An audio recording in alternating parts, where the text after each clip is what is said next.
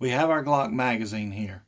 We want to remove this base plate pad right here. We want to take that one off, and we want to install, got it in my hand. We want to install this. This is a Hive base plate pad. So what we're going to do is we're going to take a punch. Okay, see the little hole right here? We're just going to push that down till it snaps out of the way. We're going to slide this in the vise. All right, we've got the flat part facing away from us. We're going to tighten it down a little bit.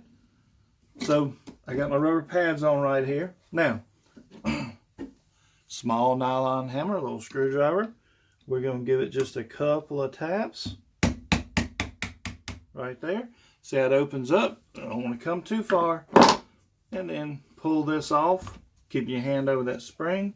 So now you got this base plate off.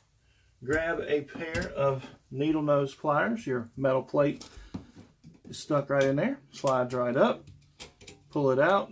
Lay it down exactly the way it goes. Keep your finger on your spring. Come back over. Set your base plate. This little plastic piece that come out, put it right back on top. Slide it down in there. Okay, the rounded part, see it's got a curved side and a flat side. So the curved side comes to me, slides right back in the same way it came off. We take our nylon hammer and we gently tap it right there. Then you can just push it back in place.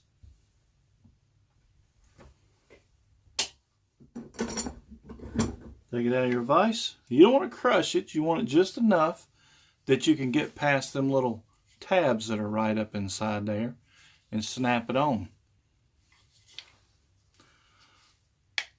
So we get it on. Now we got to get our little tab back in position. So we just gently push down until we can get that to snap back where it belongs there to fill in that hole. And you've changed out your base pad on your Glock magazine.